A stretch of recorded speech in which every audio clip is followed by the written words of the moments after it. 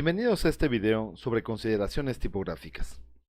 Es decir, vamos a revisar algunas reglas, algunas invitaciones sobre cómo utilizar texto, sobre todo para textos corridos, cuerpos de texto, donde la extensión importe y no nada más sea una cuestión de generar títulos. Algo interesante a entender antes de empezar a utilizar algún texto es entender que la tipografía hay que entenderla como una cuestión de estilo. No todas las fuentes son lo mismo, no todas las fuentes nos dicen lo mismo. Y utilizo aquí esta imagen a manera de ejemplo, donde presenta a cada fuente con su contraparte perruna. Y bueno, cada fuente a lo mejor nos puede decir el mismo texto, pero la forma, la intención, cómo es que finalmente termina, eh, bueno, brindándonos el mensaje, pues cambia totalmente su, uh, su estilo. Y en este caso, tendríamos que entender un poquito esto antes de empezar a usar tipografía. Las tipografías, los textos que voy a sugerir, pues bueno, están encaminados a sobre todo el uso pues más generalizado. Repito, dejando de fuera los títulos, dejando de fuera probablemente estos textos breves que pues solamente están para atraer y más bien ese tipo de fuentes que vamos ahorita a recomendar estarían pensadas para el cuerpo del texto, es decir, para la parte informativa. Primero que nada, habría que hacer algunas diferencias. Eh, Separar entre el uso del término tipografía, el uso de tipo y el uso de la palabra fuente.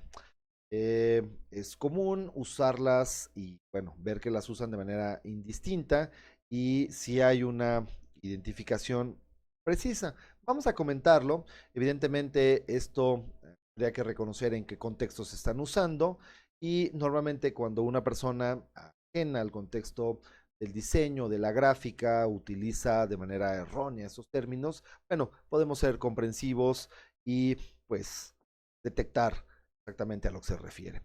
En este caso empezaré con la palabra tipografía.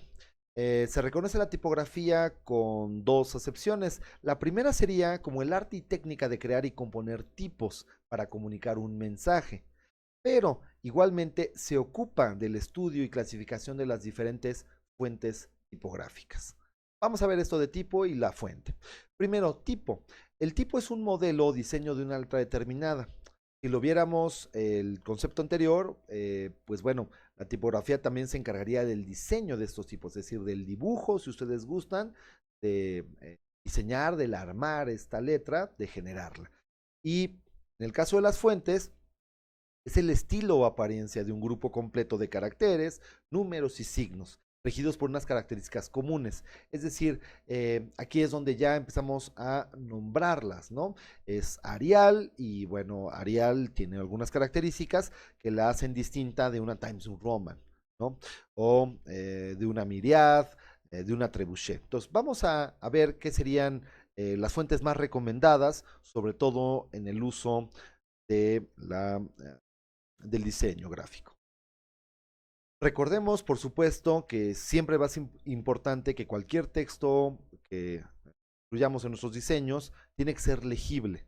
Y la forma más básica de alcanzar legibilidad es no solamente con un texto suficientemente grande a la distancia a la que nuestro espectador lo va a observar, sino que además que el contraste que se genere entre el texto y el fondo sea suficiente. Vean, por ejemplo, esta imagen para simplificar lo que les comentaba. En este caso tenemos una imagen del espacio de un estudio y en la parte de abajo viene un texto que refuerza, que complementa la propia imagen. El texto como tal, bueno, no es que sea 100% ilegible, pero requeriría de tiempo, requeriría de atención y probablemente nuestro espectador no esté muy dispuesto a cedernos ni tiempo ni esfuerzo para tratar de descifrar lo que nosotros debimos de haber puesto desde el principio bien.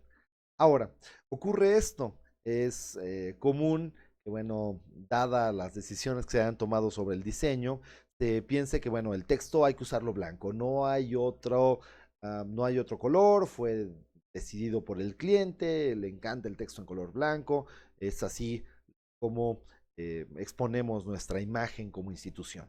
Entonces, bueno, en este caso, obviamente, pues no podemos cambiar el texto de color blanco, tratemos de ubicarlo en otro lugar, pero si ven, en el caso de esta imagen sería casi imposible, donde lo pongamos, va a confrontarse este texto blanco con un fondo blanco que va a dejar de fuera cualquier tipo de contraste. Pero si nosotros agregamos algún otro elemento que nos permita visualizar mejor a nuestro texto, habremos obtenido un mucho mejor contraste. Y vean ustedes aquí en comparativa, el texto es muy legible en la parte derecha, pero requiere de un esfuerzo adicional en la parte izquierda. Y recordemos que sería uno de los objetivos del diseño, no solamente que sea apreciable a nuestra mirada, decir que sea bello, sino que también informe, que permita comunicar. Y bien, pasemos entonces ahora a escribir un poquito la tipología de las fuentes, es decir, cómo es que las separamos, cómo es que las categorizamos. Existen varias formas de clasificarlas, pero las más sencillas sería clasificarla en dos tipos de texto. Las fuentes que son llamadas serif, es decir, aquellas fuentes que presentan algunos bordes al final de las letras, que es su rasgo característico, es decir, esta serifa, la patita que tienen decorativa, es su elemento más viable. Y bueno, habría que entender que más allá que elegir una fuente, es decir, ningún diseñador tiene que andar explicando, bueno, esa es la fuente que utilicé, ni nada por el estilo, sino más bien es qué es lo que yo quiero comunicar, para qué me sirve una fuente con serifas. Bueno, si tú quieres transmitir cuestiones clásicas, es decir, lo convencional entendido como pues las formas ya establecidas de ser, es decir, lo tradicional, lo elegante, este tipo de textos funcionan, este tipo de fuentes, ¿no? Y bueno, la tipografía con serifas tiene pequeñas pinceladas o trazos que se extienden desde los extremos de las letras o símbolos, ¿no? No son muy recomendables para textos largos debido a que pueden parecer un escrito demasiado serio.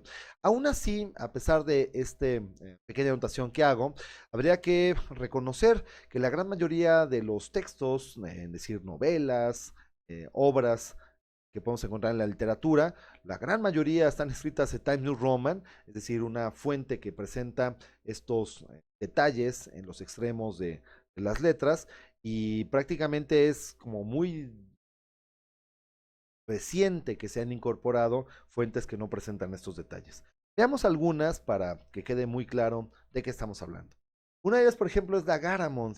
Esta fuente que es la Garamond es una fuente bastante elegante, si la sabemos utilizar, trabaja muy bien con carteles, con textos descriptivos, informativos.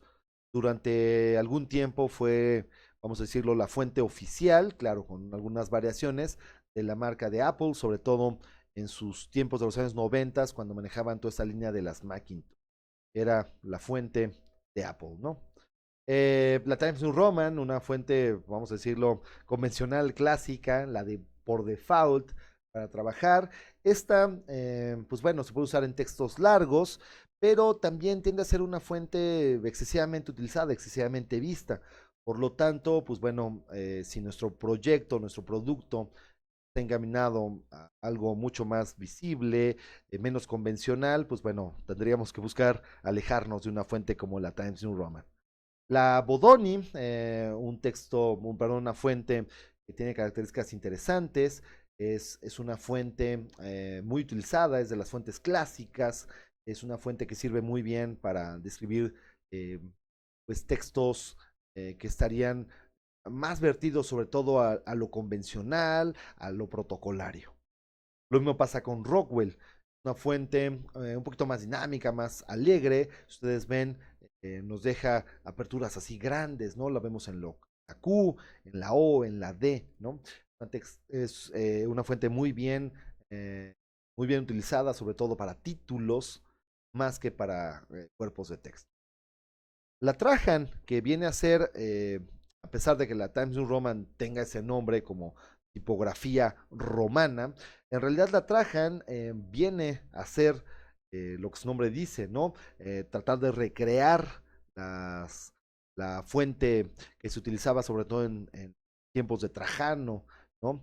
De este emperador nacido en Iberia y bueno, que nos otorgó, por ejemplo, la columna de Trajano, de la cual venía de una manera bastante clara, escrita con estas letras. La Trajan viene a ser una especie de recreación de fuentes clásicas de la Roma imperial.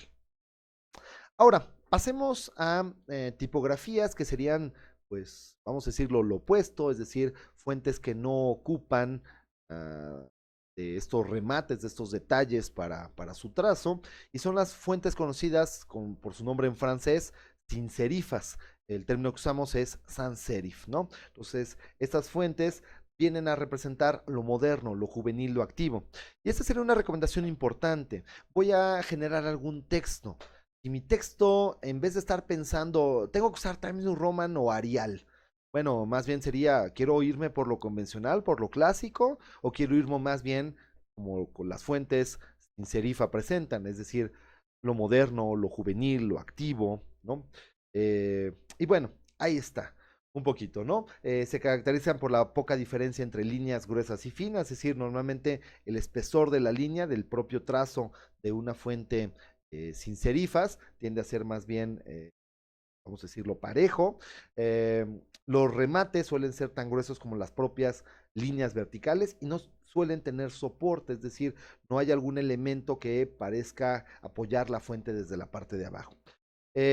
Los tipos de letra slab tienen apariencia fuerte y rectangular, es decir, estas formas más bien grotescas también son consideradas como fuentes palo seco, ¿no? En términos de lo grueso que pueden ser los trazos. En ocasiones los caracteres son de anchura fija, es decir, todos ocupan lo mismo horizontalmente. Muy recomendables por ser atractivas y guardar el toque clásico de una serifa tradicional, pero con una combinación de las anteriores sin serifa da resultados muy convincentes. Y esta sería una buena recomendación. Es decir, no están tampoco peleadas. Yo puedo utilizar, por ejemplo, algún título utilizando fuentes con serifas y el resto de mi documento usar fuentes sans serif. Veamos ahora algunos ejemplos.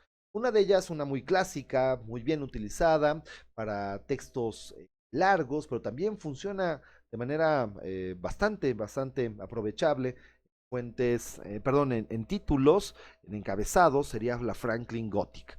Y bueno, aquí está un poquito el ejemplo y la imagen que nos presenta esta fuente. Si ven, está libre de remates, libre de esta serifas al borde de los trazos. La helvética, una fuente clásica, utilizada sobre todo en los años 70 y es una fuente que se ha presentado de manera pues prácticamente internacional como la fuente que es legible prácticamente en cualquier parte del mundo. No es raro encontrar espacios de comunicación, sobre todo de medios de transporte, que utilicen para sus señalizaciones en aeropuertos, eh, en estaciones del metro, esta fuente, porque es una fuente muy visible prácticamente desde cualquier distancia y, vamos a decirlo, transmite claro y breve el mensaje de la ubicación, por ejemplo, en una estación de tren, en un aeropuerto, hacia dónde debo dirigirme. La futura, una fuente bastante curiosa, es pues, una de las fuentes conocidas, por ejemplo, en sus variaciones para la imagen de la Volkswagen, que durante mucho tiempo la ha estado utilizando. Es una fuente clara que funciona, yo diría, especialmente para títulos cortos, para nombres, ¿no?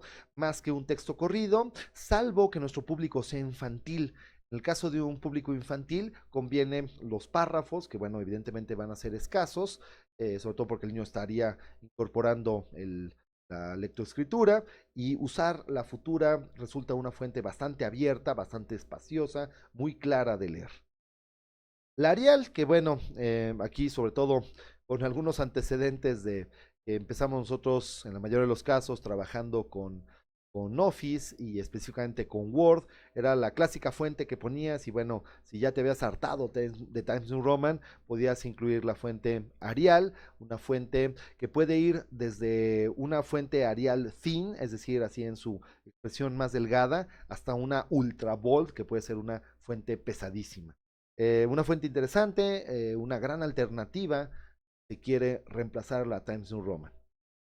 La Frutiger, una buena fuente que esta, si ven, es un poquito más abierto los espacios entre las letras, a diferencia del Arial, y nos permite también textos corridos sin dificultad de la lectura. La Universe, una fuente que fue diseñada, pues vamos a hacerlo así, su nombre mismo lo dice, como la fuente universal, una fuente que se permitiera escribir cualquier texto, independientemente de la nacionalidad, del idioma que provenga, y que fuera muy claro, muy entendible. En ese sentido, lo ha cumplido, pero pues creo que Helvética ha sido la que se ha impuesto como una especie de fuente universal, ¿no? La Jill Sans, también bastante utilizada, muy bien para títulos y también para textos corridos, ¿no? Para grandes cuerpos de texto, no hay mayor problema para leer esta fuente. La Century Gothic, una fuente que por el espacio, si ven ustedes, es una fuente un poquito más impresionante, más separada, más elegante. Convendría más bien títulos, textos cortos, una cita. Funciona muy bien la Century Gothic. Y bueno, estas serían algunas recomendaciones de las fuentes, pues vamos a decirlo, más utilizadas y que nos servirían prácticamente en cualquiera de nuestros proyectos que quisiéramos emprender.